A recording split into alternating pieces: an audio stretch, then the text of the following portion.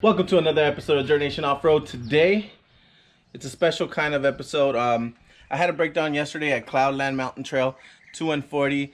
You guys should have seen some of that on Instagram and whatnot.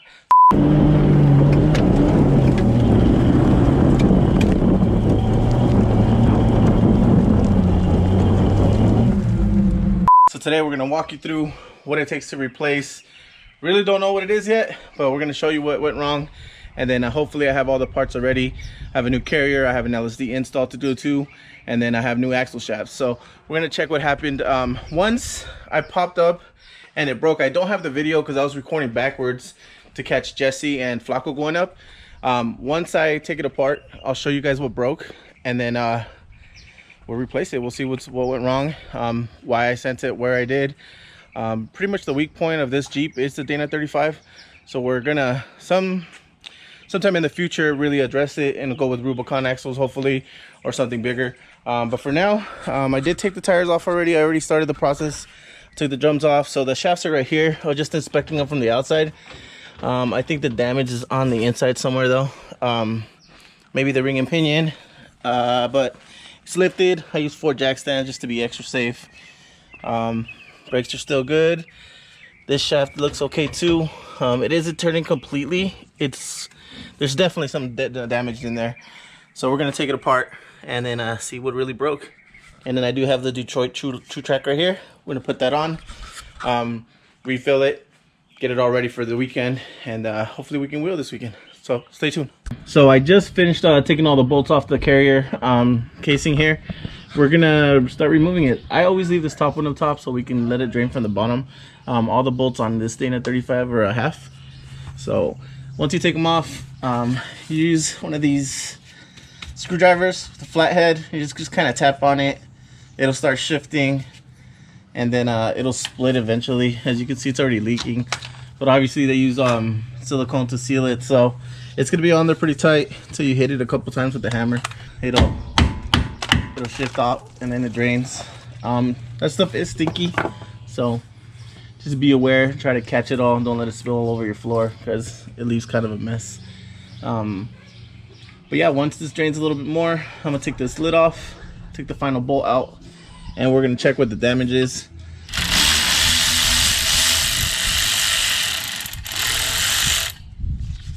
Again, always make sure you hold everything. This is gonna come out right now, and then we'll be able to inspect the damage. All right, so it looks like the spider gears got destroyed. You can see the damage there. I'm gonna turn the wheel a little bit right now, but all the spider gears inside look like they're pretty much destroyed. That's what was getting caught. The shafts might be all right. We're gonna take these C-rings off, or U-rings, whatever they call them. They pretty much hold the whole carrier in place. And then we're gonna inspect the gear in the back, and then inspect the carrier and all that good stuff. But first inspection, you can kind of see where the damage is already there. The spider gear is a little beat up. So now we're gonna remove the carrier. You have to unbolt these two bolts back here. They're both 5/8. And then you just unscrew them, take them out. Make sure you don't damage or strip these bolts because they're important. They have to go in nice and smooth. Pretty much anything in here to be careful with. Should be able to just wiggle these out. Some people have trouble removing the carrier, but as you can see, mine just wants to hop out already, so just be wary of that. Some axles have C-clips, and this is part of it. So these axles have a C-clip right there that you have to pop off, so that way you can remove the axles out that way. And then there's another one on this side that you remove so you can get the axle out the other way. So right now I'm gonna remove that pin, move the other C-clip back here. Both of these C-clips come out, and then you'll be able to pull the axles out, and then you can pull the carrier out. So the carrier is in place now. Yeah, see, you can see the damage. It's all in the gears, spider gears right there. The carrier looks okay, but we're gonna put the True Track in anyways, and then go from there. All right, so I wanted to show you guys how to take the carrier out. This is way different than the front one. It's a little dark, but there's a 1/4 inch pin right there. You remove that. It's a lock, like a lock locking mechanism, I guess you can say. And it holds the other pin in, which we're gonna pull out so that way we can get to the gears and remove the axle, the C-clips and the axle, because those C-clips are kind of a pain. I don't know if this is the normal way everybody else does it, but XJ Themo recommended me to do it that way. I'm gonna replace all of this stuff anyway, so I can just pull everything out and inspect it. Now, if you were gonna keep the carrier in with the spider gears in, you have to keep these in place so that way you don't have to mess with them later. But since I'm gonna replace the whole thing, I'm gonna pull this pin out, remove those C-clips, and then inspect everything else. All right, so I just removed one of the C-clips. I'm gonna show you, I don't know how good you guys will be able to see it, but on the inside, you push each axle in. It's actually pretty easy. Just did the first one already. And it exposes the C-clip, and then you could just use 2 flatheads, and then you push it, you push them out. So once you push the axle in, it exposes the C-clip. It's right there, and then it comes out just like that. Save these because you'll need them to lock the axles again. Once you push the axle in, you could push it back out. Just pull it out from the other side, but that'll come out. I'm gonna show you the other one. It's pretty much already popped out, so I'm gonna show you what it looks like. So once that pin is out, you'll be able to push the axle shaft out. And then again, I always set it down somewhere. The shaft looks good though. Doesn't look like there's any damage on it. Oh, the carrier just flew out. Hoping the carrier stayed in there, but it didn't. But the other shaft is out. There's no damage there. Set that bad boy down. But carrier's out. Let's inspect the spider gears right now. Just take them apart. There's one.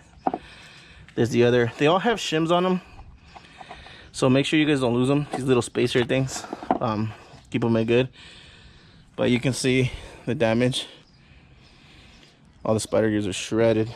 I do have another set, so we'll be able to replace them. Some of them are okay, but they're all chewed up a little bit. The smaller ones though were the ones that took the most damage. So see, that one's completely gone. That one's completely gone.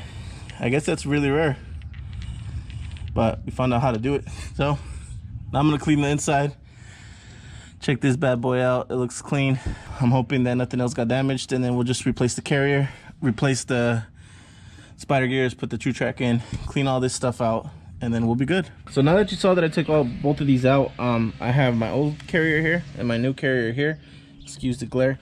So what I'm gonna do is I'm gonna switch this ring back to this side, and that way I can keep the same pinion ring, pinion gear, whatever that's in there. I'm gonna keep it in there.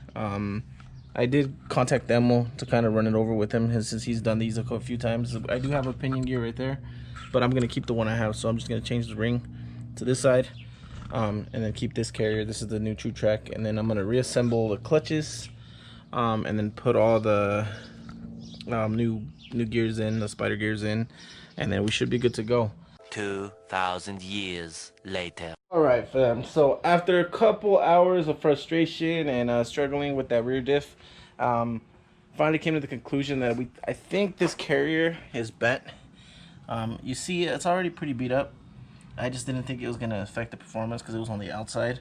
But trying to put the spider gears on the inside and getting it to fit on there snug just wasn't working out. It seemed like the ring was bent when it rotated, but the ring is fine, so I think hopefully I didn't damage it. So what I'm gonna do now is I just took out the spider gears from another Dana 35 that I had laying around. It's right there. I'm gonna rush through it now. I'm gonna put those spider gears and rebuild my stock one, torque it all down properly, and then just stick it back in.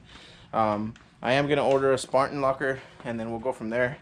But for now, just so I can possibly wheel this weekend and get out if I need to, I'll put it all back together, and I'll show you guys what it looks like when it's back in. Won't have LSD, won't have any of that. But basically what it looks like when you do have LSD is you have these clutches that go right behind the spider gear, and under load I guess they compress together and they cause it to lock up. unfortunately the carrier's beat up, so I won't be able to use it. So I'm gonna put it back in, show you guys real quick what it looks like, and then I'll close it out. All right, fam, so it's dark now. I took a bunch of L's today. The carrier that I was given didn't work out. It was bent. The ring, once I put my ring on it, it was causing it to rotate unevenly, like warped, and pretty much didn't work. So after fighting it for a couple hours, I decided that's it. I went back to stock. So not only did I go and rip out that 35 like I told you guys, the rings, not the rings, but the spider gears in that 35 didn't match the ones I have in my 35, which I don't understand. I called Demo, I called Mel, a couple of the XJ guys that know all about that stuff, but I guess my spider gears are just different. So I'm going to show you guys tomorrow while we're out hunting for spider gears at the junkyard out in San Bernardino and maybe possibly Fontana, depending if we find them or not. You'll see some footage tomorrow. Hopefully we find the spider gears out at one of the junkyards. And then I'll finally put them in and finally show you the final product, and hopefully we'll be able to drive it and hit that night run with Dustin. But till then, I'll see you guys tomorrow.